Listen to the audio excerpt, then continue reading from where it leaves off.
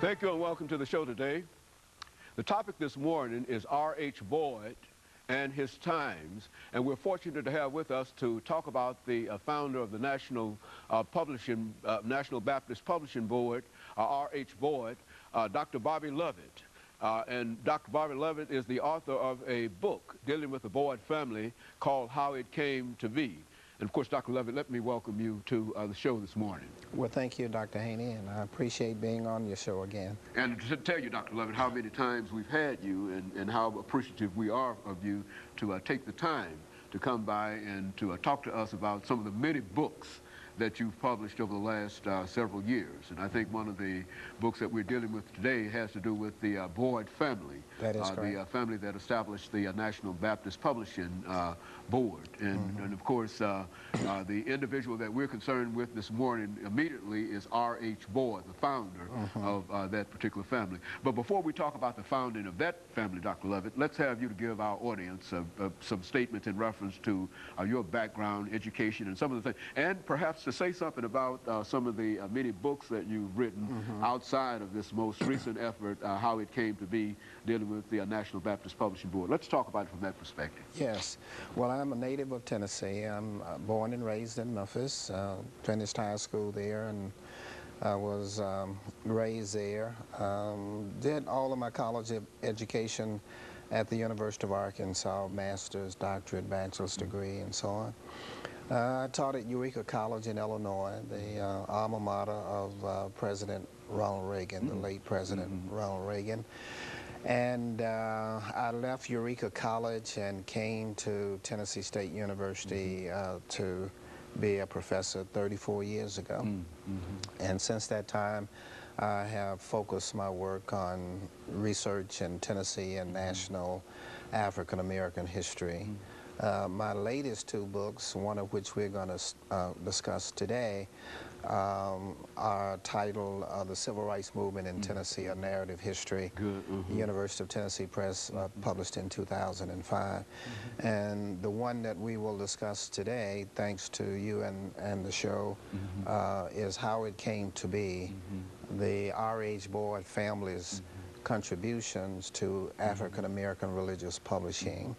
That particular company today is called the R.H. Boyd Publishing Corporation, which is headed by Dr. T.B. Boyd III, who is one of a long line of family members who have been the CEO and president of that particular company since 1896. Very few companies in Tennessee, Nashville, or the nation have been around continuously under the same family leadership for what this would be 112 years.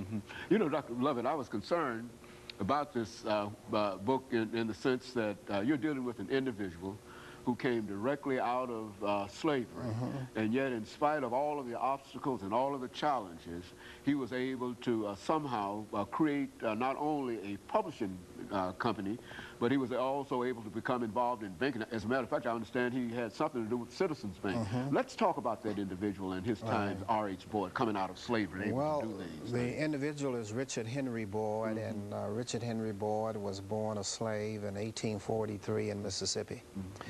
By the time he was 15, he was sold and went with his master's family to Texas.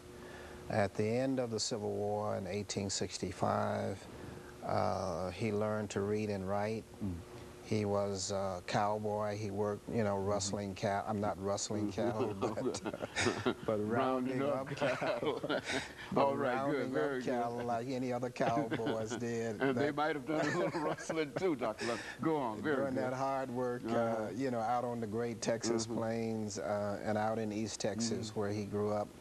And he got married in 1869. His wife died. He remarried.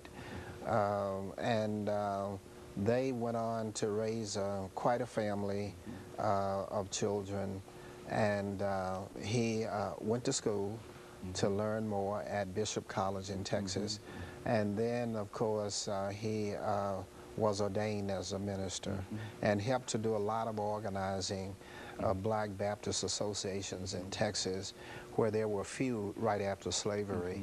So he was one of the early leaders, and most people at that time, remember, were former slaves like he was. But he was a brilliant man.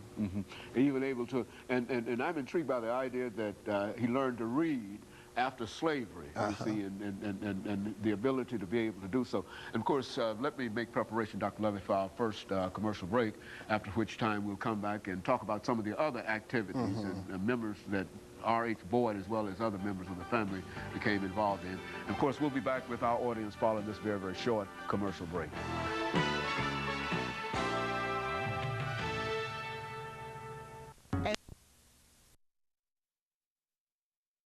The topic is